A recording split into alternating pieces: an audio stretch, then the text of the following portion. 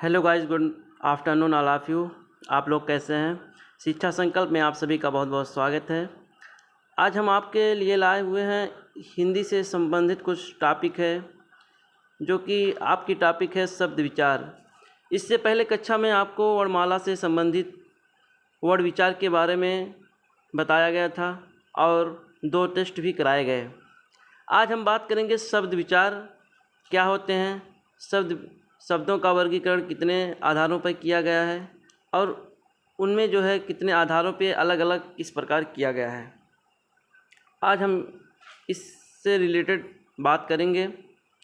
और आज की आपकी जो क्लास है 8वीं क्लास है हिंदी की। तो चलिए देखते हैं कि आपकी टॉपिक क्या है। आपकी टॉपिक है शब्द विचार। शब्द विचार शब्द क्या होते हैं, इससे पहले हम शब्द विचार से जानने से पहले शब्दों को जानेंगे कि शब्द क्या होते हैं। शब्द वे होते हैं, शब्द जो वर्णों के सार्थक समूह को शब्द कहते हैं। जो वर्णों का सार्थक समूह होता है उसे हम शब्द कहते हैं। और शब्द के 2 भेद होते हैं। अब जानेंगे कौन कौन से भेद होते हैं शब्द के। तो आपके सामने है कि पहला जो शब्द का भेद होता है, एक सार्थक शब्द होता है और एक निरर्थक शब्द होता है। तो वर्णमाला में हम जो है व्याकरण में निरर्थक शब्दों का हम अध्ययन नहीं करते हैं। केवल हिंदी व्याकरण में केवल सार्थक शब्दों का ही अध्ययन किया जाता है। ठीक है, तो सार्थक शब्दों का अध्ययन हम केवल व्याकरण में करते हैं। अब शब्दों का वर्गीकरण देखेंगे कि शब्दों का वर्गीकरण कितने आधारों पर किया गया है। तो शब्दों का वर्गीकरण जो किया गया है वो 4 आधार पर किया गया है। 4 आधारों पर हम शब्दों का वर्गीकरण करते हैं और उनमें से कौन कौन है देखते हैं। पहले आपका है उत्पत्ति के आधार पर, और दूसरा है रचना के आधार पर, और तीसरा है अर्थ के आधार पर, और चौथा है प्रयोग के आधार पर। 4 आधारों पर शब्दों का वर्गीकरण किया जाता है। तो पहला जो है उत्पत्ति के आधार पे इनमें से कौन कौन से जो है वर्गीकृत किया जाता है ये देखते हैं। पहला जो है उत्पत्ति के आधार पे पहले तद्भव को हम देखेंगे, और दूसरा देखेंगे तत्सम को, और तीसरा जो है ये देशज शब्द जो होते हैं और एक विदेशज। उत्पत्ति के आधार पे हम जो है तद्भव, तत्सम, देशज और विदेशज 4 भागों में वर्गीकृत करते हैं। और रचना के आधार पे हम देखेंगे 3 प्रकार के होते हैं। नंबर 1, एक रूढ़ शब्द क्या होते हैं, और एक यौगिक शब्द, यौगिक, और एक जो होता है योग रूढ़। इस पे हम बात करेंगे। आपका तीसरा है अर्थ के आधार पर। अर्थ के आधार पे भी 3 प्रकार होते हैं। देखते हैं कौन कौन से प्रकार होते हैं। एक होता है अभिधा, और दूसरा होता है लक्षणा, और तीसरा होता है व्यंजना। ये आपके अर्थ के आधार पे होते हैं। अब प्रयोग के आधार पे भी 8 प्रकार में हम देखेंगे। इसमें 8 प्रकार जो है, एक संज्ञा, सर्वनाम, विशेषण, क्रिया। और ये जो संज्ञा, सर्वनाम, विशेषण, क्रिया होती है, ये जो विकारी शब्द में आते हैं, और अविकारी शब्द में आते हैं क्रिया विशेषण, संबंध बोधक, समुच्चय बोधक और विस्मय बोधक। विकारी शब्द का मतलब होता है जिन शब्दों में लिंग वचन के कारक के आधार पर हम परिवर्तन कर सकते हैं, अविकारी में जिसमें हम परिवर्तन नहीं कर सकते। तो आज आपकी टॉपिक रहेगी कि पहला जो है उत्पत्ति के आधार पर। देखते हैं आपकी टॉपिक है क्या, उत्पत्ति के आधार पर। उत्पत्ति के आधार पर, तो उत्पत्ति के आधार पर 4 भागों में बांटा गया है। अभी हम आपको बताएं, पहला तत्सम के, और दूसरा तद्भव, और तीसरा देशज या देसी, और चौथा विदेशी या विदेश शब्द। तो देखते हैं कि इसमें से तत्सम शब्द क्या होते हैं। तत्सम शब्द वे शब्द जो संस्कृत के समान तथा उनका प्रयोग संस्कृत से सीधे रूप में हिंदी भाषा में की जाती है उन्हें हम तत्सम कहते हैं। ठीक है, जिसका जो है संस्कृत से सीधे हिंदी भाषा में जिसका उपयोग होता है उसे हम क्या कहते हैं? तत्सम कहते हैं। और तत्सम का जो संधि विच्छेद होता है तत् धन सम, तत् धन सम, तत् का अर्थ होता है उसके, यानी संस्कृत के, तत् का अर्थ होता है उसके। ठीक है, असम का अर्थ होता है समान। किसके समान? संस्कृत के समान। संस्कृत के समान जो शब्द हिंदी में डायरेक्ट उपयोग किए जाते हैं उसे हम क्या कहते हैं? तत्सम शब्द कहते हैं। अब देखते हैं तद्भव क्या होता है। तद्भव जो होता है वे शब्द जो संस्कृत भाषा से उत्पन्न होकर पाली, प्राकृति तथा अपभ्रंश आदि भाषाओं से विकृत होकर, जो पाली, प्राकृति, अपभ्रंश आदि भाषाओं से विकृत होकर हिंदी भाषा में प्रयोग किए जाते हैं उन्हें क्या कहते हैं? तद्भव कहते हैं। तद्भव का जो संधि विच्छेद होता है तद्भव, तद धन भव। तद का अर्थ होता है उससे, तद का अर्थ होता है उससे, और भव का अर्थ होता है उत्पन्न। किससे उत्पन्न? संस्कृत से उत्पन्न। ठीक है, तो वे शब्द जो संस्कृत भाषा से उत्पन्न होकर पाली, प्राकृति विकृत होकर हिंदी भाषा में प्रयोग किए जाते हैं उसे हम क्या कहते हैं? तद्भव शब्द कहते हैं। तो आइए हम देखते हैं कि तद्भव और तत्सम के कुछ एग्जाम्पल हम आज देखेंगे। एक शब्द एक तरफ आप लिखिए तद्भव शब्द, पहले लिखिए संस्कृत शब्द, संस्कृत शब्द, और दूसरी तरफ लिखिए तत्सम शब्द, और तीसरी तरफ लिखिए आप तद्भव शब्द। तत्सम, तद्भव,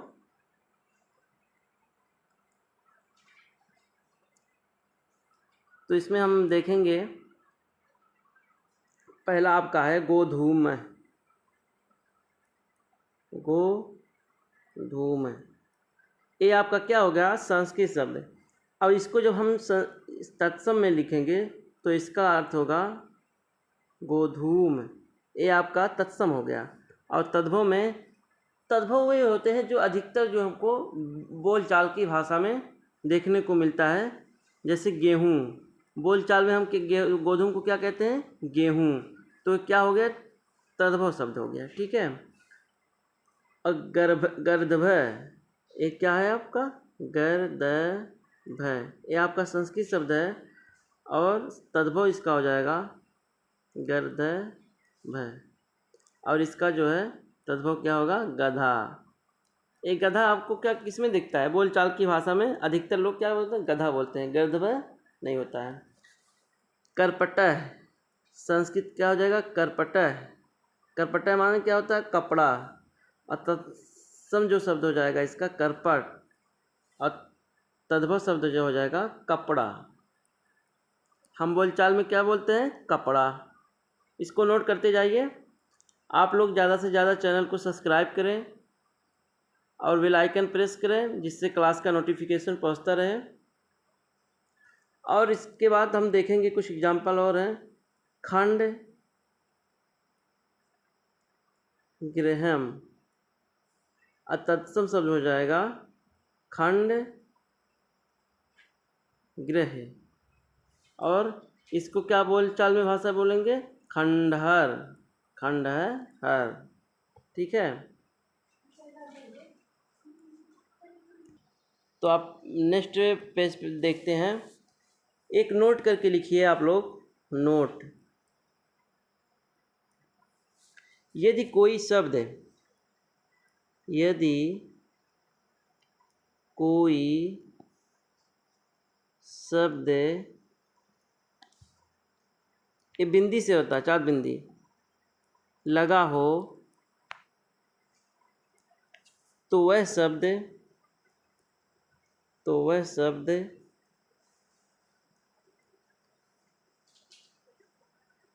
तद्भव होगा। ये आप नोट करिए। तो वह शब्द क्या होगा? तद्भव होगा। ठीक है।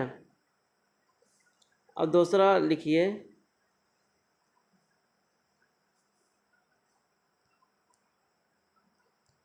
यदि कोई शब्द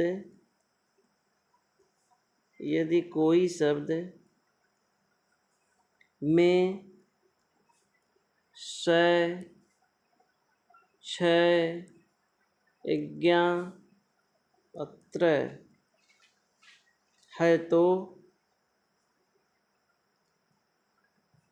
वह अधिकतम तत्सम होता है। तो वह अधिकतम क्या होता है? तत्सम होता है। तत्सम होता है। ठीक है। एक और लिखिए, खय अक्षर सामान्यतः तत्सम में क्षय में बदल जाता है। किस में बदल जाता है?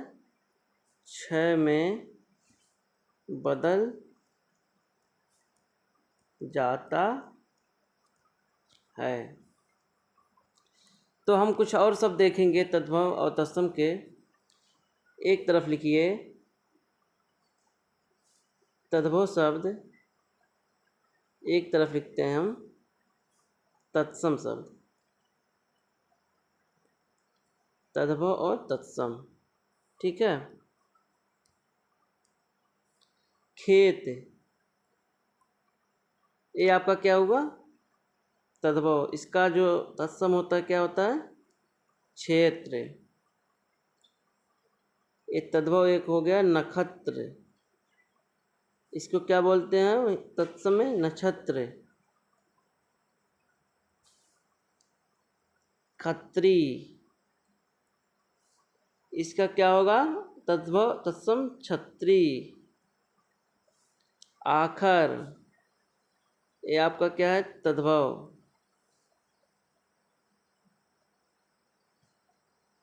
आखर।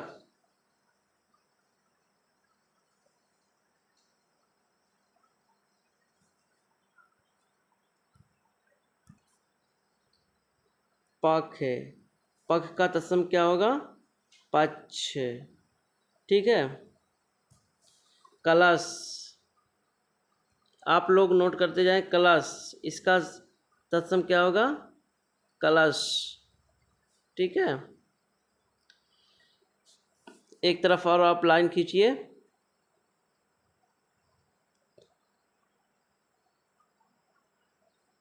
कुछ शब्द लिखिए। इधर तद्भव, इधर तत्सम। कैलाश, कैलाश, इसका तत्सम हो जाएगा, कैलाश नहीं कलश है, कलश। इसका क्या हो जाएगा? कलश। तत्सम। अंश, इसका तत्सम हो जाएगा अंश। ठीक है। केश, इसका तत्सम हो जाएगा केश।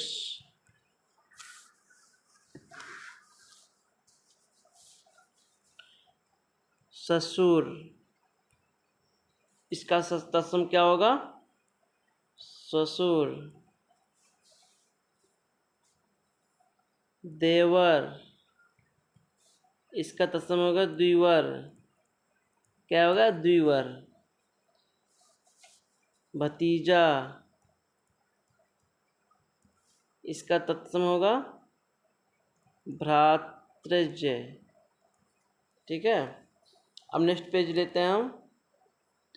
कुछ और इम्पोर्टेंट तद्भव तत्सम आप लिखिए।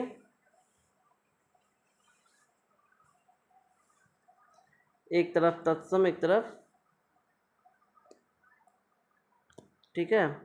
हेडिंग डालते हैं तद्भव और तत्सम। तद्भव और तत्सम। ठीक है, अब चलिए लिखते हैं हम दाई क्या होगा, धात्री। ठीक है, बहन, बहन का तत्सम क्या होगा, भगिनी।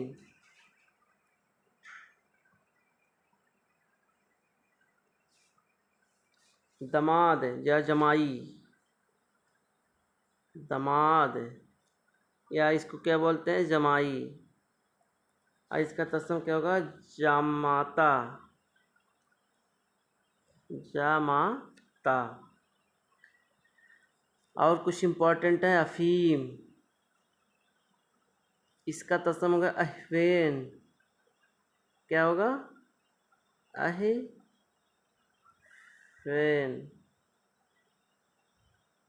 ठीक है, पोथी, इसका क्या होगा, पुस्तक। ये जो आपको दिए जा रहे हैं इम्पॉर्टेंट तद्भव और तत्सम, अपने कॉपी में नोट करते जाइए। और है साखी, क्या है, साखी। और क्या हो जाएगा आपका तत्सम, साक्षी। तालाब, तालाब, तालाब का क्या हो जाएगा, तड़ाग। आपका हो जाएगा तड़ाग। ठीक है, हल्दी, ये आपका क्या हो जाएगा, तत्सम तद्भव।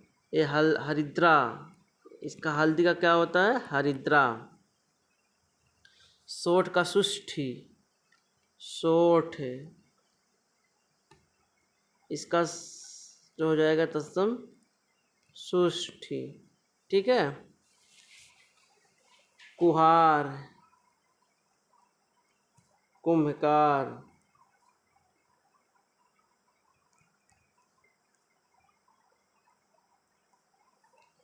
इसी तरह आपको कुछ इम्पोर्टेंट तद्भव और तत्सम है, और आप लोग बहुत सी बुकें आती हैं उसमें कुछ और तद्भव तत्सम देख लीजिएगा।